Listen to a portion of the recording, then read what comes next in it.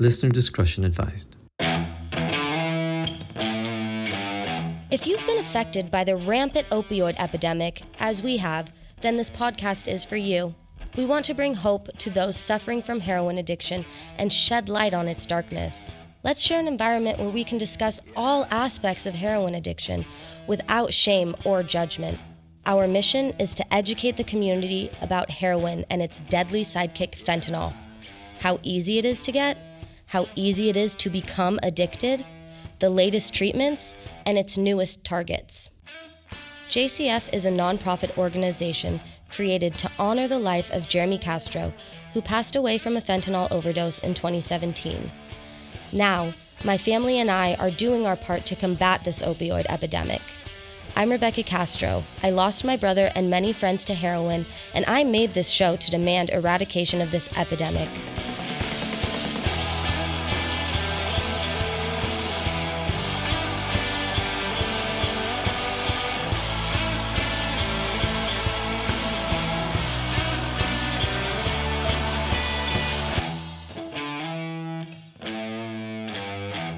Let's do this. Hi, my name is Kourtney, and I'm 32 years old, and I am a recovering heroin addict. I've been clean for 13 months, and I used heroin for about a little over 10 years, and this is my story. So I grew up in Newbury Park, California, which is a pretty small town, and it's very family-oriented. It's a good, safe place to bring up your kids. And so I didn't experience a lot of drug addiction. I didn't really see it. It's not like, when you're in LA and you drive down the street and you can see people that are homeless or talking to themselves. Newbury Park is not like that at all. It's very family oriented, very safe.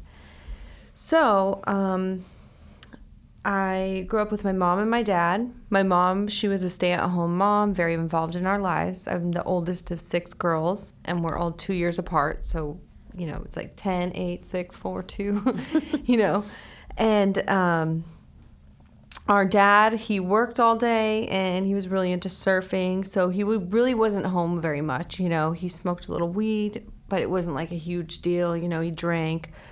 And but the staple in our life was our mom. She was always with us, always taking us places, dressing us up similarly, taking pictures of us. It was just, she was very involved, and my sisters were my best friends growing up.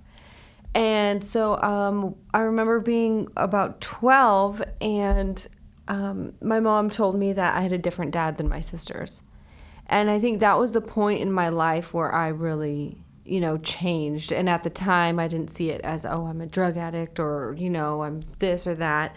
I just remember feeling very different than my sisters and wanting to escape that. And my mom didn't really want to tell me about my dad because, I'd called the dad that was raising me dad, same dad as my sisters. I thought he was my dad. And so finding that out, that I was different, I tried to escape. I started cutting myself, but since like I said before, I wasn't raised around drugs or anything like that, so I didn't know really to reach out to that to escape. Mm-hmm. I just was, finding ways at home, cutting myself, not to kill myself, but just to feel different. And I think that's where my addiction really began. And my mom was very strict growing up, so I didn't really get it, I didn't really get out much. I did have a little core group of friends, and we would do sleepovers and stuff, and some of their parents let us drink sometimes, but for the most part, I was terrified that my mom would find out and I would get in trouble, so I didn't experiment that much with drinking and doing that in high school. I did experiment one time when I was 15. I smoked weed for the first time. And I remember walking home. It was a half day at school, and I remember walking home, and my mom was in the driveway washing one of the cars or whatever. And I was about 3 houses down, and I just see her, and you're stoned, and I was grounded, and I took her groundings very seriously. I don't know, my mom was just such a tough, almost militant, but not militant, and she was just, I guess I had a lot of respect for her growing up, and so I was terrified to piss her off. Absolutely. And so when I was grounded. So I didn't really try too hard to run away or do anything like that, And So I was a pretty good kid in high school. I got good grades, but I had a boyfriend who experimented a lot with drugs. But like I said, I wasn't exposed to that, so I didn't know about it. I just thought people were just like talking crap, when they would call him crackhead or whatever, or say he smokes crack. I just thought it was like a term, And so then, in high school, like the drinking and, at parties, there was pills or whatever, I dipped a little bit in that, but not too much until after I graduated high school. And me and my boyfriend didn't spend much time together anymore. And I didn't understand why. He was my first love. We were together from 9th through 12th grade. And I just wanted to be around him more. I loved him. And I started hanging out with one of his friends, this girl. And she kind of told me, what was going on. Like, he really was smoking crack. It really was a thing, And I was hanging out with her one time, and he was calling her. And he said, like, I need you to come pick me up. And she goes, well, I don't want to drop you off. I feel bad. I just picked you up. So just come with me, And so I sat in the back of her car, and I had a sweatshirt over my head. And she told him, oh, she's just some drunk, my friend that's drunk. Whatever, and they were both so focused on getting the drug that it didn't matter. He just like, okay. So then we were driving and we went to go get their drugs. And I just remember being in the back seat and, it was a little bit dark out by this time. It was evening or maybe the sun had just set, so he wasn't really focused on what was behind him, And I took the sweatshirt off and I saw like in the side mirror, I watched them smoke and I watched them just completely morph into something else. Like it was almost scary, but at the same time it was intriguing. Like it was like they forgot about everything. Like I was literally sitting in the backseat and he had no idea that I was there, and I was like, hello, until we parked and got out of the car and he was just like, what? Like he thought he was like tripping out on the drugs, and it was just like, he's like, oh my God. And he felt so bad. He was, he was really upset that I was there because he knew that I wasn't in that world, and he didn't want me to be in that world at the time. But, like I had started making my own friends. And so I wasn't really about to start smoking crack, for the first thing I did, so I started doing cocaine, which is like, that's what crack is made out of, And so I started doing cocaine with him and we got really close for a few months, and we hung out every single day and I had my boyfriend back, and I was really happy. But I think that's when my addiction started taking over me. I think like back, like to rewind a little bit, when I was 12 and I started cutting through myself, I think that's where my addiction started. But I think like it just kept growing and growing. And then, when I started doing the coke, that's when it really like emerged from me, and I started doing other things. Because, like in high school, when I experimented with drinking or smoking weed, I didn't continue doing it. It was just like experimenting. But once I started doing the cocaine every day, I was sucked into my addiction, and I had to do it every day. But then I started, meeting more people and getting introduced to other things, like Xanax is a big one, and like, it was always around at the time. And I started doing that or started doing muscle relaxers, just different things. And then meth and, opiates. I hadn't got introduced to heroin yet, but I knew about it and I knew people that did it. But, I had taken like the Oxycontin a couple times, when I was too high on the cocaine to come down. But it wasn't, like at that point, I wasn't stuck on that yet. But then I started meeting more people and some of my closest friends were doing heroin, and that's where it all started for me.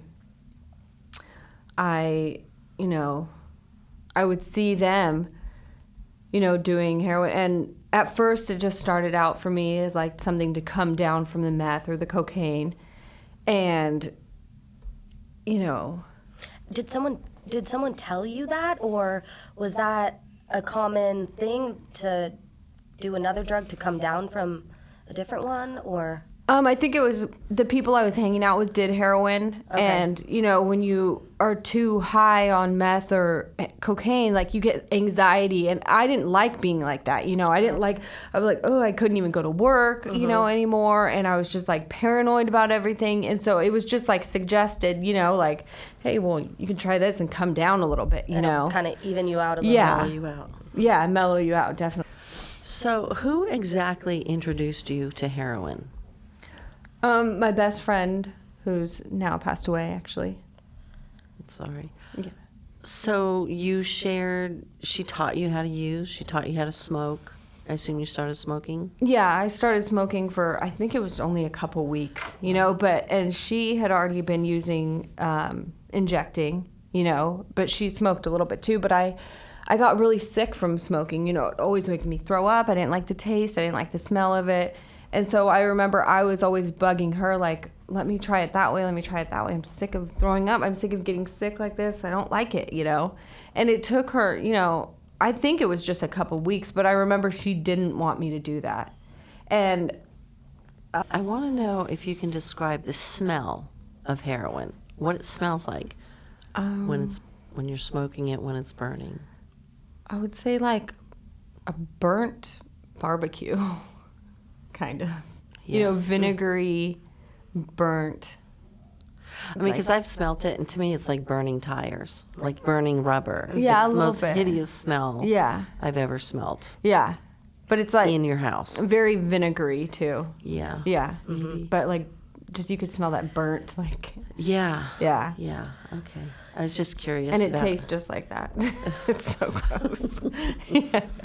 Now looking back, it's like, ugh. Yeah, I can't imagine. Yeah. So going back to your best friend, can you talk a little bit more about her and how her passing affected you and that whole Yeah. situation? Actually, you know, I've had 3 of my closest friends pass away From heroin? from heroin. Yes. It was, and I think all 3 of them were actually a mixture of heroin and Xanax, which is a really common overdose. Wow, yeah. Yeah, and really scary. But the first best friend that passed away, her name was Nicole. And I remember at that time, she had been in a rehab, you know, and she called me and she was with this guy. She had really bad asthma too. But she had called me to go, and she was in a rehab in LA. And I think at the time I was living in Thousand Oaks. And she had called me. She was with some guy that she left the rehab with, and she wanted me to go pick her up there, but I didn't have a car at the time, you know. And, well, I guess she ended up having an asthma attack and overdosing because of the asthma. I'm not really sure. I can't remember all the details, but I know she ended up dying that night in the hotel room by herself.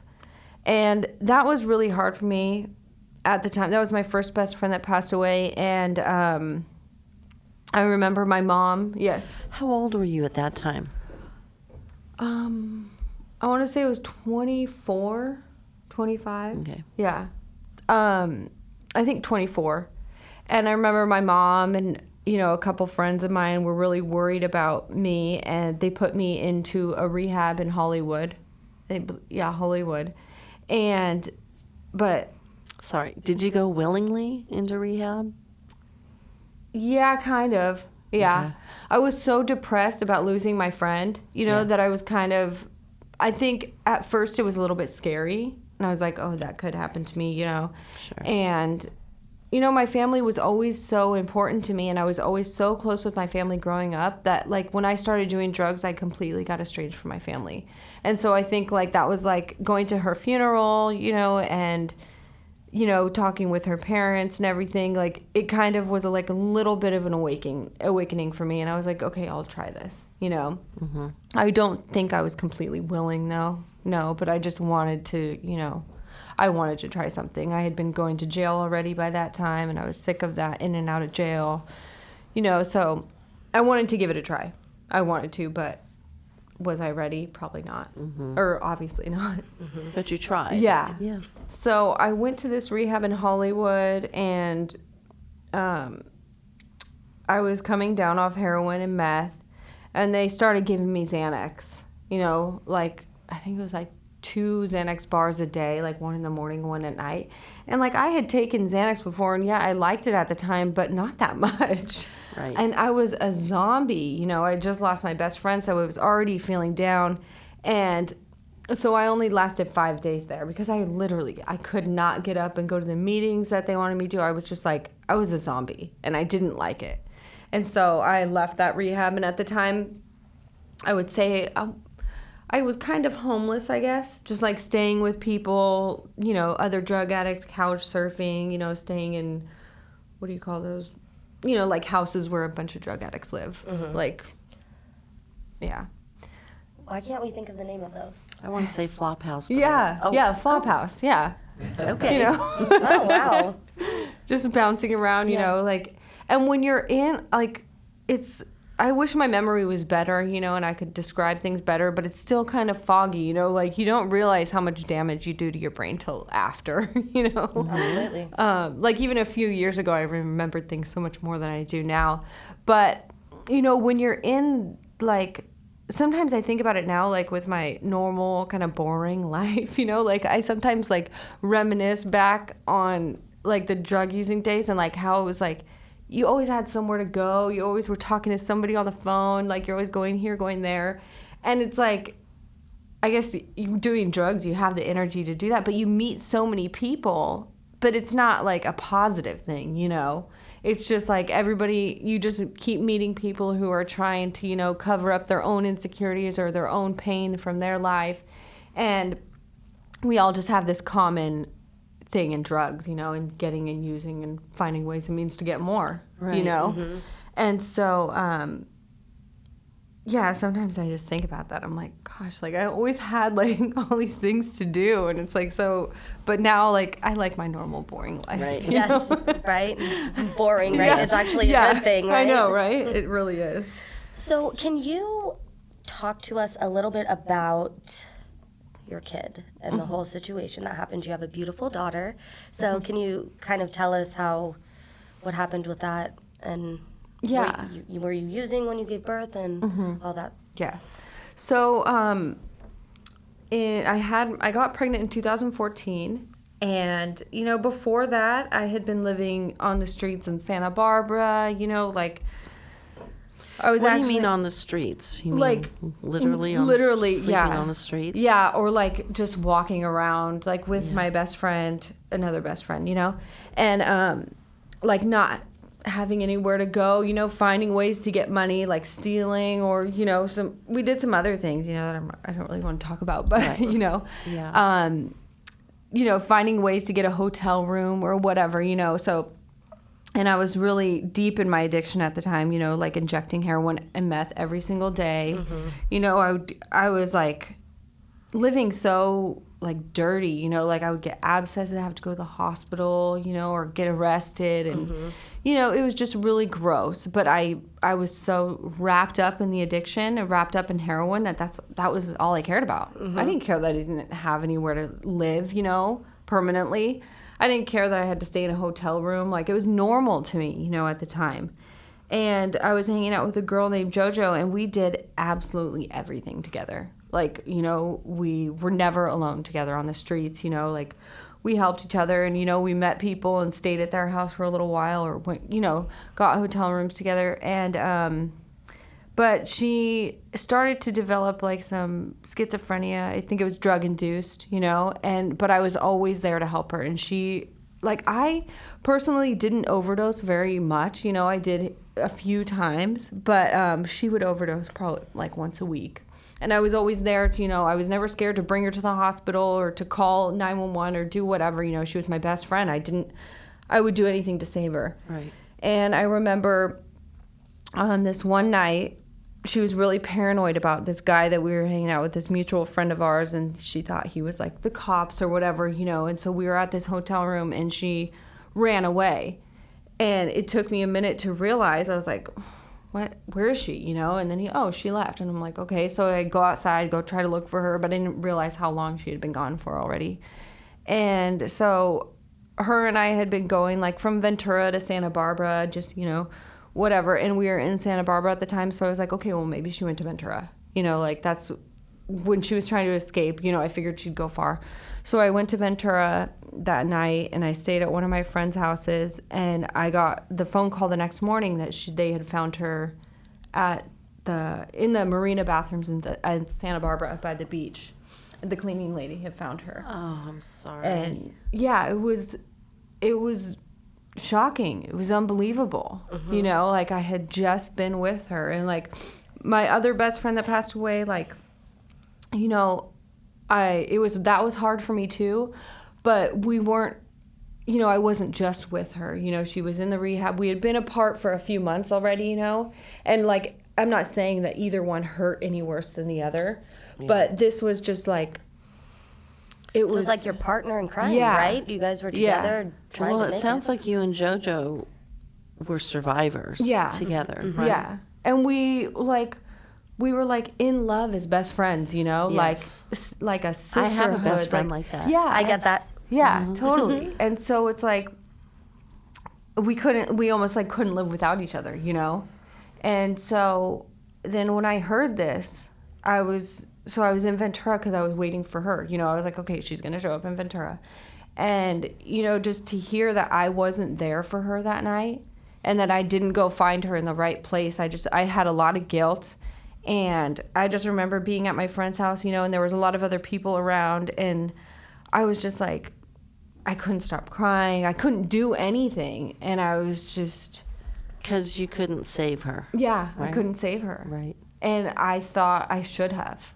You know, I was like, well, I looked in the wrong place. You know, I went to Ventura to find her, and I didn't find her there, and I was like, well, you know, I blame myself a lot, which makes me, like, realize, like, us as addicts, what our parents go through, you know, blaming themselves, like, oh, I should have done this, I should have done that. But really, we all make our own decisions, and there's nothing that anybody else could do. Like, even if I did go try to find her, you know, like, I don't know. She still, I mean, she still could have been passed before you got Yeah, there. You know, there's a lot of exactly. what ifs that we all dwell on, but Yeah. can't really dwell on. You know? Exactly. So, so that happened, and you know, her parents and my parents they knew each other. They talked, you know, and I couldn't attend her funeral without my mother. You know, her parents, like, they love me, but they knew that we used together. You know, so it was, as much as they did care about me, it was also hard to see me. You know, Absolutely. the kind of the survivor. You know,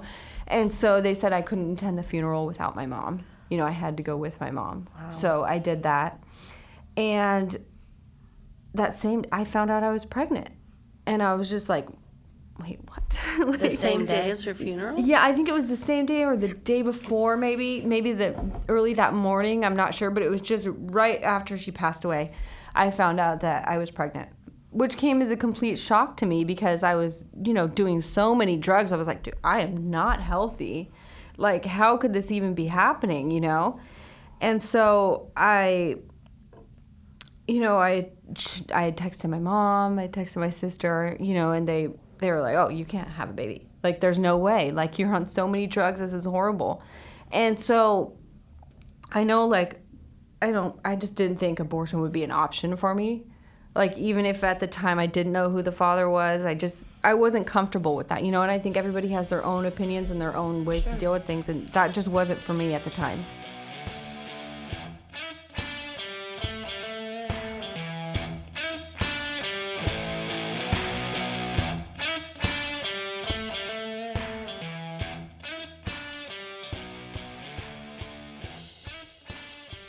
I remember I was behind a 7-Eleven and it was raining, and I was at my friend's house, but I walked to 7-Eleven to go get something, cigarettes or something, I don't know.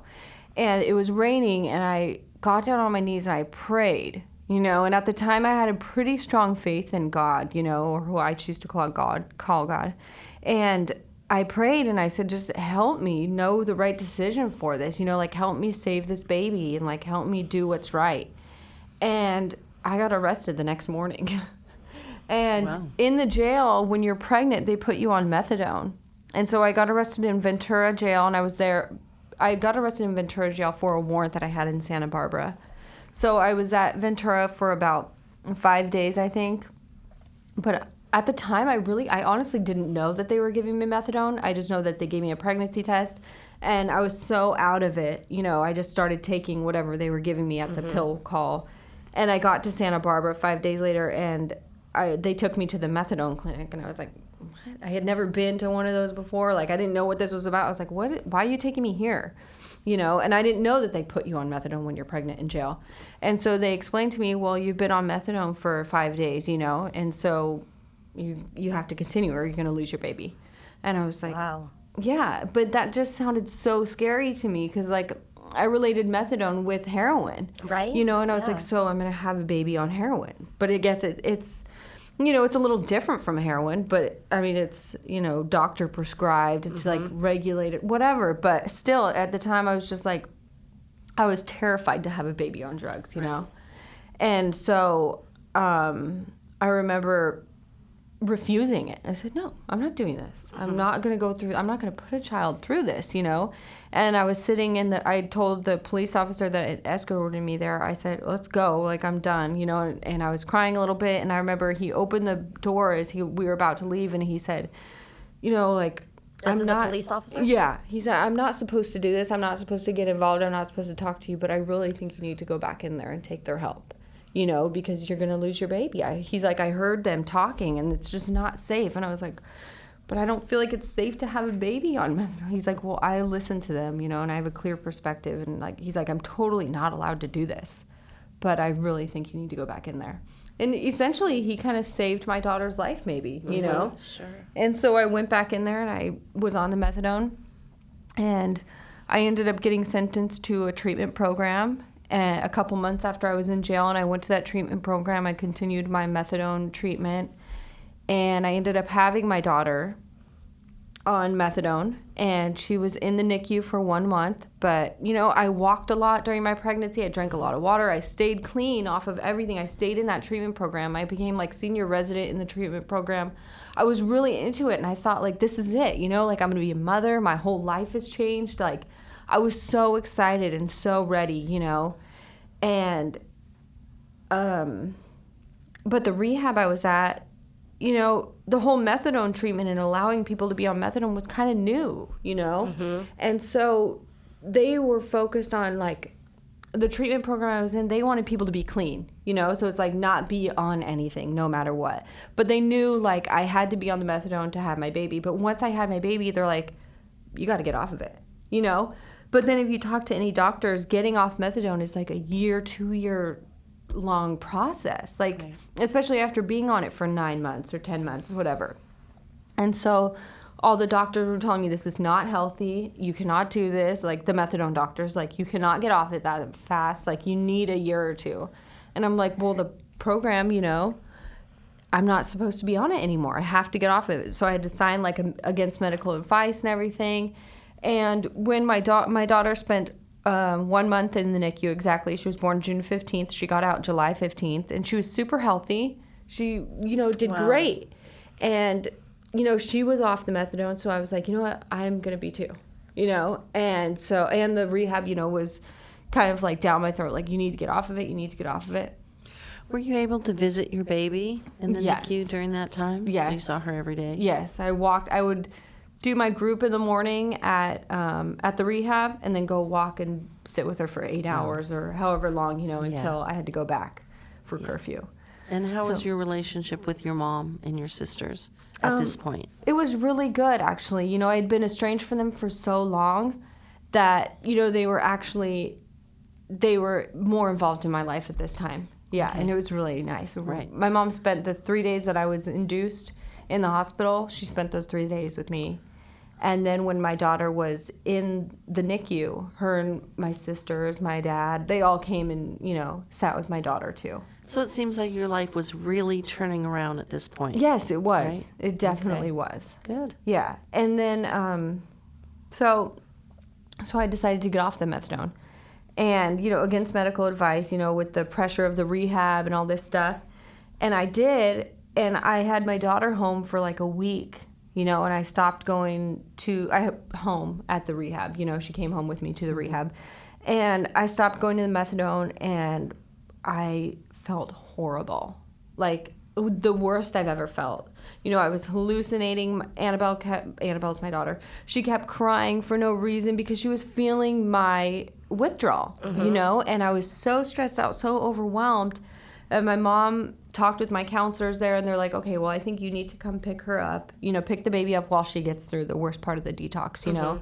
And they were allowing me to detox off the methadone there.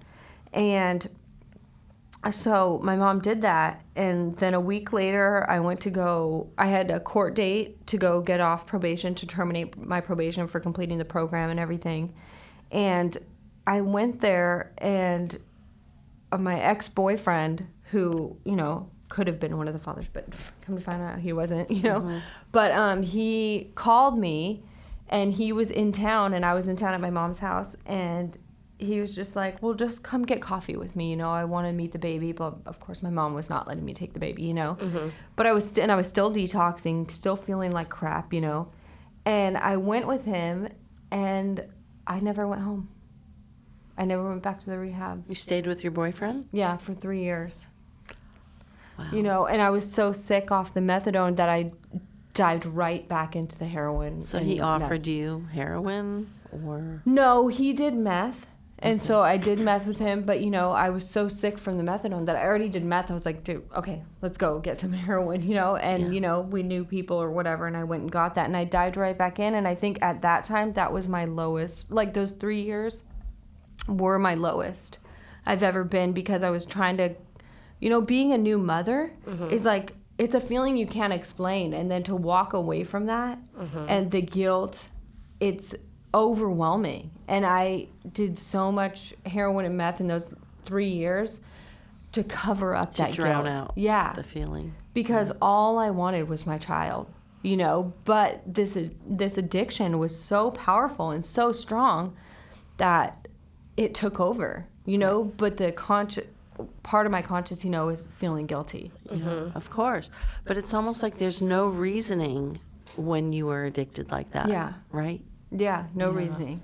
And, like, nothing can stop you. Like, you would think, like, looking back, like, I would think, like, having a child and, you know, going through all this, like, would be something that would stop me, you know, and get me on the right track. But even that, it couldn't stop me. And that's just, that right there can just sum up how powerful this drug is. Because, like you said, on the outside, a lot of people would look and be like, what, she had a kid? Why wouldn't she stop for her baby? It's not like that. It's not like that at all. It's such a physical and mental thing that wraps you up completely. It's very hard for people to understand. Yeah, and I remember being pregnant with her and knowing that that's all I wanted, you know. Like, I was so good with kids, being the oldest of 6 girls, you know. I was really close with children, like, children loved me, and everybody in my rehab was like, oh, she's gonna be such a good mom, like, you know, because I was always babysitting, always doing this. And I thought that was gonna be my saving grace, you know. Like, I was like, I wanted her more than anything in the world, you know. And so to walk away from that was like almost shocking to myself, but this was so powerful. I couldn't stop it. I literally couldn't. And in the moment, you're not thinking, oh, okay, I'm walking away from my daughter. You're thinking, I feel so sick right now. Like, get me something to fix this. Yeah, right? exactly. How I've been explained to. Yeah, exactly. So what happened during those 3 years?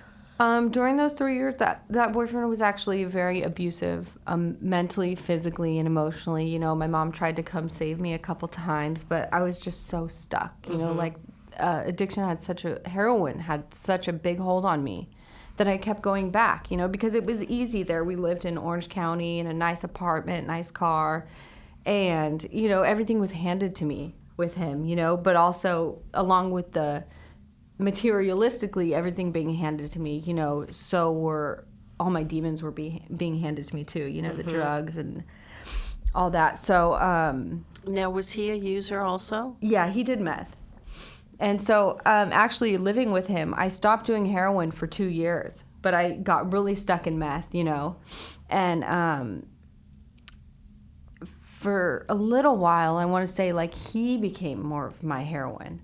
You know, like, I couldn't even stop doing heroin for my daughter, but I stopped doing it for him, you know. And I think he had a big hold on me too, like, you know, almost like I was like brainwashed, you know, but like not, you know. Yes. But it was just like he saved me at the time from that horror of addiction that I was going through, you know, and got me off the heroin somehow.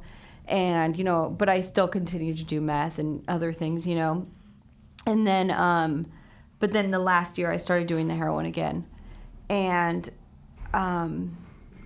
in April, like April 13th or April 14th of 2018, I was really sick. You know, I had a really high fever, and he would go out, you know, and go meet girls from online and stuff, you know, and leave me at home for days on end. And this one night I was really sick. I had a really high fever, and he left, and he came back 3 days later, and he was like, what's wrong with you? You know, I was so sick. I would take Motrin, you know, my fever would go down a little bit. Like, it was like at 104. It would go down to like 101 or something, you know, but it would stay there. Mm-hmm. And then once the Motrin would wear off, it'd go back up, you know. And he's like, what is wrong with you? You know, like, I was almost unrecognizable. I was so sick. You were sick from the drugs? You were sick from drugs, or just you got really sick? Yeah, well, I didn't know at the time what I was sick from. Oh, okay. But yeah, so then eventually he took me to the hospital, and I got admitted to the hospital, and come to find out I had an infection in my heart valve from shooting up the heroin. It was bacteria that was in the heroin attached to one of my heart valves and stayed there and started growing and growing and growing. So I probably was sick like this for about a month. Mm-hmm. You know, I want to say a month. And then, so what was happening was because all your blood pumps through your heart. So what was happening was all my blood was infected. So I was septic. So that's why I started getting the fever, and, you know, oh my gosh. I had like the fever so bad I didn't realize I was shaking, but my jaw locked up, my neck locked up, because I was like so like, I don't know how to explain it. Mm-hmm. But yeah, so I ended up I was in Orange County. He took me to the hospital. They admitted me, you know, and I was there for a couple weeks, and they had me. It was Orange County, and it was right next to like a retirement community, so they didn't know, this hospital I was at didn't have much experience with drug addicts and with drugs in general. It was more like, you know, older patients. Yeah, mm-hmm. Exactly. And so they were giving me like opiates and Xanax or Ativan or whatever, you know. Right? Yeah. But again, prescribing. Yeah, which, I mean, at the time, I didn't have a problem with it, you know, because I didn't have to detox. But actually, they did help me in that way because they were portioning it out to me, you know, so that did help that withdrawal in there. Did they know you were an addict? Did you tell them? Yeah, they did, because you can only get that infection a couple ways. Yeah. And, you know, and if you're young or younger, you know, like, that's how you get it. Like, the infection in your heart valve, like, people will get it like from like dental work. Mm-hmm. But it's mostly in older patients, you know. Mm-hmm. So when it's a younger patient, they know automatically that's where it came from. Okay. Mm-hmm. So then my mom and my sister came to visit me in that hospital, and I hadn't seen them in probably 3 years, you know, since I left. And your mom had Annabelle this whole time for yes. like 3 years? Yes. Okay. And I would video chat her sometimes, but, you know, the drugs were more important. Honestly, as sad as it is to say, and as hard as it is to say at the time, you know, like, drugs were more important. Heroin was more important. Mm-hmm. And once I started again, I couldn't stop. You know, I couldn't be sick. I just couldn't live like that anymore. And I think eventually the drugs start to wear on your body, where it is harder to get clean because your body can't take being sick anymore. Like, when I was younger and I wouldn't have it, like, I would be able to go to work, you know, but like, bounce back. Yeah, or bounce back. But eventually, like, it does so much damage to you that you can't bounce back as easily, you know? Yeah, it starts taking a toll. Yeah. Mm-hmm. And so my mom and sister came one day, and then my sister came back the next day, and they were going to bring me to a sober living in Ventura. They said, okay, that's it. Leave all your stuff here. You're done, you know? And I was so shocked that my mom and my sister actually came through for me that I was like, okay, I'll give it a try, you know? Mm-hmm. Not even thinking like I want to get clean, you know? Mm-hmm. And so I went to the sober living, and the hospital had released me with like pill form antibiotic, you know, but I was only in there for 2 weeks. And by the next morning, after going into the sober living, I was so sick again already. You know, I was like almost about to faint. My fever was coming back. And so I went and I checked into a hospital in Ventura and ended up staying there for a month on IV antibiotics, because the treatment, I guess, is 6 to 8 weeks. Wow. So I had to do the 6-week treatment. And I don't know what it was in that moment in that time in the hospital, but something clicked. Something changed in my head where I was like, I was ready and willing to do whatever it took. I blocked that boyfriend that I was with for those 3 years. I blocked him on all social media. I blocked him from coming to see me at the hospital. And I just put my all into rebuilding this relationship with my daughter and not using. Like, no matter what. And if I do use again, I'll die. I'll get that infection again. Right. Like, my heart valves are scarred from that now. And it's like, it's not going to be, it's going to be a slow, miserable death, if I do go back, Definitely. And so I wish I could, say exactly what it was that clicked when I was in the hospital. But, I was just ready. And I just didn't give up. And I think that's what a lot of people need to know. Like, no matter how hard you struggle, if you relapse or go back out, just don't give up, And, even if you want to relapse, if you're clean and you want to relapse, just don't give in to that, and just try to take suggestions from people. I didn't want to stay in that hospital for that month. I had free reign to go. If my antibiotics weren't hooked up, I could leave if I wanted to, And I didn't want to be there, and I wanted to leave so bad. But for some reason that time, I just sat on my hands, and I listened to what people were suggesting to me, and I let it sink in, And I think it's sad, but I think everybody just has their time when they're ready, And Absolutely. You can't force it. But, I don't know how to explain it. Well, congratulations. That's amazing. Yeah, thank you. So you said that you are 13 months sober. So how have you been practicing your sobriety, or what do you do to practice your sobriety? And now you have your family back in your life and your daughter. So what is life like right now? Well, for the first about almost year, I was in sober living, and my mom didn't want me to work at first, just focus on my recovery and just living in the sober living, going to meetings, doing step work, working with a sponsor. Doing all those things is really important, especially when you're first getting clean, because you want to connect with people that are going through the same thing as you, relate. Kind of like when we were doing drugs and we would hang out with all people that did drugs. Because we all related and had the same common goal, So now I think it's really important, when you first get clean, to go to a lot of meetings and meet all those people, because they all have the same goal, wanting to stay clean and do better in their life, And to rid the people in your life who endorse or encourage your drug use. Exactly. Right? Yes. Yeah. To remove the toxic people.